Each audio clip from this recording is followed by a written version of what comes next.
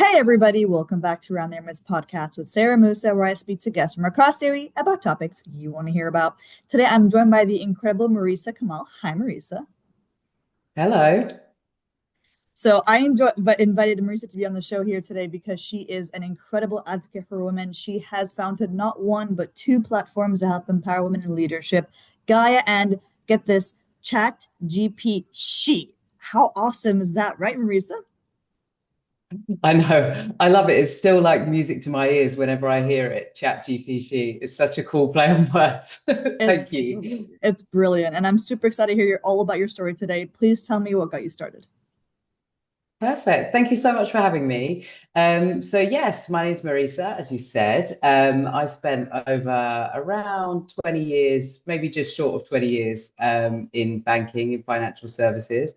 The last 10 of those were at HSBC. I lived across Latin America, UK, Europe, and most recently here. So I was the regional COO for the UAE and the Middle East, managing director. As you can imagine, with that comes all sorts of responsibility, lots of people to look after, and a top P&L as well to manage. But I realized after a series of events that happened to me that really that environment isn't necessarily cut out for women, and I wanted to do something about it. So this sounds really sad, and it is, but I'm so grateful that these events happened because without it, I wouldn't be like who I am or where I am today. So yeah, I have my daughter Paloma. She's now 4. I suffered with postnatal depression. It like hit me from nowhere. I've never had any kind of like anxiety or anything before. And yeah, basically I was a completely different person after having her. Shortly afterwards, I was hospitalized with pneumonia, which was life-threatening, which I now look back at, just me not looking after myself or listening to my body as just stress manifesting in that way. And then shortly afterwards, my employer had a conversation with me about making some changes to my role. And it just made me think that this environment just isn't set up for me to thrive and probably more broadly for women to thrive. So I decided to do something about it. I left basically because the organization no longer aligned to my values. And I set up Gaia, which is a women in leadership community. Yay! Which is really the overall vision for me is, if we have more women in leadership and more women on the world stage, there'll be less wars, less economic issues, less famine, you name it. Like, I think gender parity is one of the biggest reasons we see what we do see in the world today. So that's what it's all about. It's about empowering and supporting women to get into leadership positions and maintain those positions. Wow. Well, thank you firstly so much for sharing such a personal story. I'm sure many of our listeners, both male and female, can relate to someone that they know or someone within their family that have gone through that as well. So thank you for your for being so candid. But it is a beautiful that you turned those feelings and experiences into such a beautiful opportunity that is Gaia. So talk to me a bit more about that and how that connects to Chat GPT. Yeah, so I guess I couldn't really do Gaia without considering the impact of AI in this world now. So ChatGPShe is a big initiative born out of Gaia, and what that is all about is getting women to use AI. So early data suggested it was something like 84.5% of ChatGPT users were men.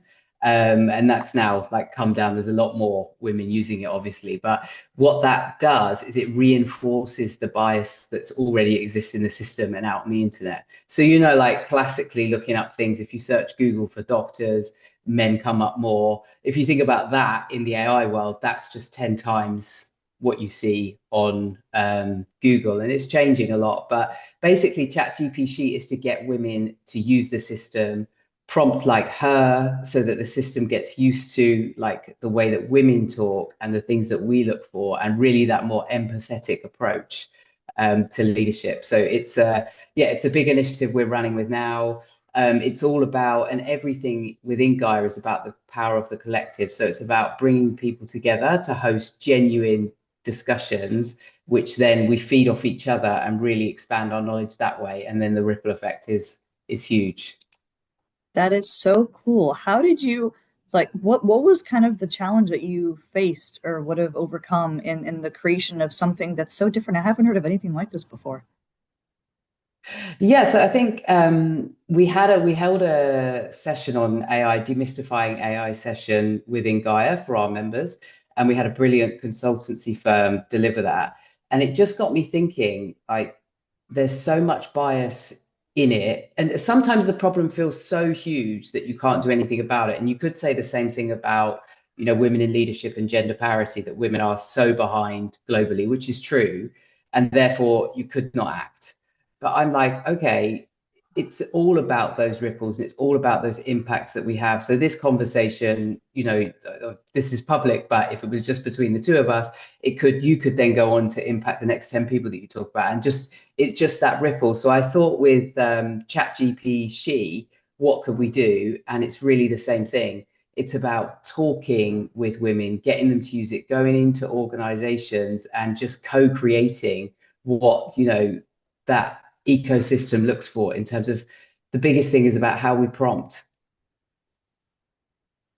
Right. No, honestly, I'm just in awe of what you're saying. I think the fact that you're so smart about how you're doing it as well. Like you're using something that you know is research backed. You know it's something that the data's there. You know the popularity of ChatGPT, you know the original version, so to speak. And now you're harnessing that and you're spinning that in a way that helps women and not just, oh, like where can I do my shopping or what can I do? Where can I get my hair done? No, it's things that are advancing women's careers. And it's just so inspirational to hear the way that you're going with this. Thank you. Absolutely. And I think beyond, Chat GPT, I know we use the play on word for Chat GPT, but all of these tools we should be using. And I mean, there's so much out there now. It's not even just about like adapting and changing the bias that's in the system. It can seriously change your life if you use these tools. And being nervous about it is something that we just need to overcome and start using it. Otherwise, the gap continues to widen, right? No, 100%. And you said it yourself, like at one point, I think 80% something of men were the ones that made people using platforms like ChatGPT, and it's something that is so universal now. It's so important for us to teach women these skills as well and to show them that it's not just about being equal to men. It's not just about knowing exactly what men are doing, but how can we do things our own way that also help us, succeed and progress our careers.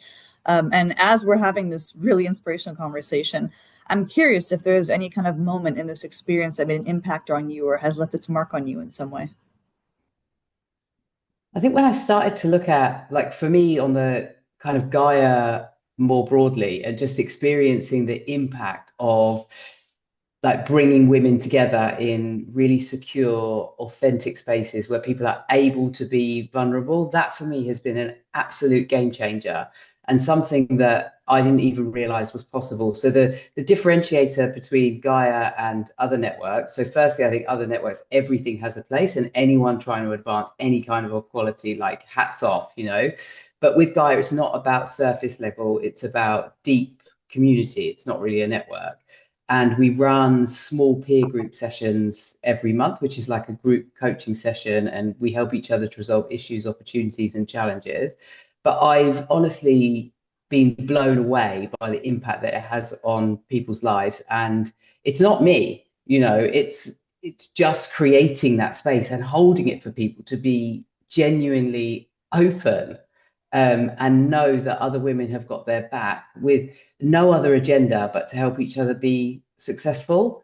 I think for me, that has been like the exceptional like response to this. It's been great. And I wish I had that in these leadership positions, and I wouldn't have gone to the point of burnout and had like stress showing up in my body so that it like came out as pneumonia. I mean, that's ridiculous. But you don't know when you're in it. And so for me, it's about providing people with the tools before it gets to that stage. That's beautiful. There's a few themes of what you've just said that really pop out at me. I think psychological safety, creating that space where Mhm. women can be themselves and be vulnerable, as you said. Also, kind of debunking the myth that women sabotage women. I think showing that it's possible for women to support each other and empower each other without having a hidden agenda is very much there and existing. But because of entertainment, because what we see in movies, because of just like we know what we've seen previously in other generations, we just think that women just want to hurt each other, but in reality women are actually much more supportive than the community realizes. And it's the fact that you're, as you said, creating that ripple effect. Like you are doing something that is going to go beyond you and beyond the UAE one day, hopefully. And it's something that is creating such positive change. And it's something that you clearly are doing from your heart. And it's just beautiful. Thank you so much. Thank you. Yeah, I think this competitive thing amongst women that we see is like really that's the way corporate structures are set up at the moment. I don't think it's going to last forever, by the way they operate, but the kind of the political nature of them and the competitiveness of it, and the fact that, often women in top leadership positions at the moment, they've had to graft really hard and they've had to behave in a certain way. And their role models have always been men because there's been no female leaders before them. So I don't blame people like that.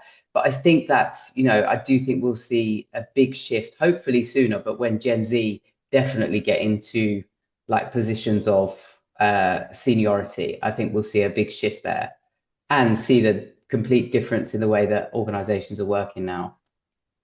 So, on that note, if you had a message for those people that are kind of going into the next generation of leaders and women, Gen Z, female Gen Zers that are about to go into the corporate life, what message would that be?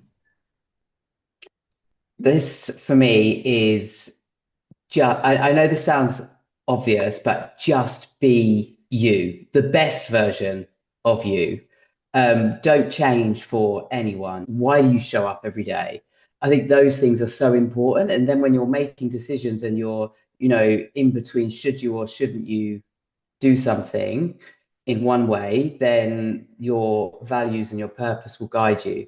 But I think genuinely just be you and don't try to I guess emanate anybody else. You can take the best bits and the things that you like about other people's leadership, but it's really about being you to your core because anything else is just exhausting.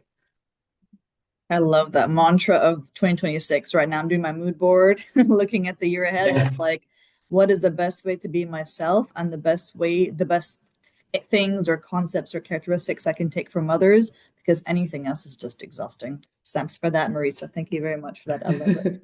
Thank you so Thank much for you. taking your time to be on the show today. I really appreciate it. And thank you for everything that you're doing for women.